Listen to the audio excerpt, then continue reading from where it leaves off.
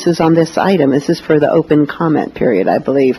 We do have 4 people who've discovered the benefits of coming in the open comment period to say whatever they feel like saying. So, and that's what it's for. So, we will close off the enforcement program item and take the public comment period now. We have 4 people: Skip Brown, Catherine Reheis-Boyd, Joseph Partransky, and Betty Plowman. So we'll start with Mr. Brown.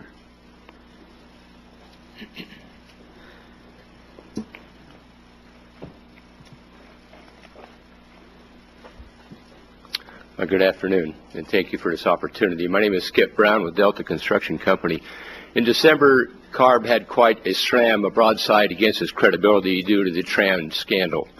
And I'd like to talk about the fact that you possibly have some other credibility issues, and I'd like to bring them up at this time. The peer reviewers still stood behind the report, but unfortunately 6 out of the 9 peer reviewers have a compromised position with CARB. Some of them were the authors themselves. You know, what's up with that? We're having the authors themselves doing the peer review group. I don't think that's acceptable. John Froines, the chair of the SRP, has been an indirect recipient of funds that came from the state of California and the federal EPA. And as chair of the SRP, who basically was a promoter of this back when it was decided in 1998, 1999, to be a recipient of funds after the fact, I think that it is certainly an appearance of impropriety.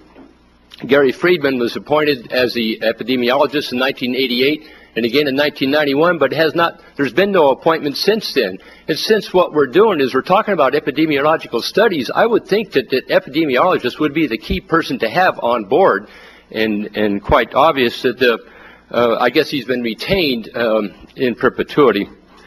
The studies used by CARB for doing this are nationwide. There are no California-specific studies, but California shows no premature death on 6 independent studies, all discounted by CARB. What's up with that? California is the 4th healthiest state in the nation on age-adjusted deaths, and so I don't understand what's going on there. No other state or county has declared, or country has declared diesel particulate matter to be attacked, but California has that. Asthma rates are up 75%. You're absolutely correct about that. Between 1980 and 1996, and the children are up over almost 100%. But the air quality, the PM is down 2.5 is down 58%. In Riverside, in LA, 1 hour ozone exceeded 150 days in the 70s, down 25 days. Currently, here's a chart of the asthma going up and the air quality improving by all the particulate matter and everything going down. So we're blaming all of this on asthma, on particulate matter.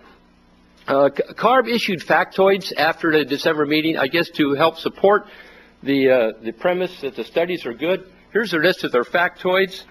One of them says, each year in California, diesel PM contributes up to 24,000 premature deaths. That's up from 3,500 on the TRAN report. So now we're up to 24,000 premature deaths. And thousands of hospital admissions, asthma attacks, and other respiratory symptoms. Sir, your time's up. I'm sorry. If you have a written presentation, you can submit it. I didn't have time to do the written presentation. I have a very serious business problems trying to survive in today's economy. I understand, but you obviously had time to do a lot of analysis. I would invite you to come to our symposium on diesel, which is being scheduled for a full day in February. February 26th. February 26th. And many of the people whose work you agree with, as well as those whose work you do not agree with and who you are here attacking, will be there. So please feel invited to come on February 26th. Thank you very much. Will the symposium offer a person more than 3 minutes? Yes. For those who for the speakers, but the speakers are all going to be scientists. But they're going to be scientists who agree with you, as well as scientists who don't agree with you. So it's not just a group of one-sided people or those who are on the take or anything else. Okay. That's excellent. I would like you to look up the definition of factoids. I think you'll find it entertaining. And my Latin offering for today is illegitimus non carborundum. Thank you. I agree with you on that one.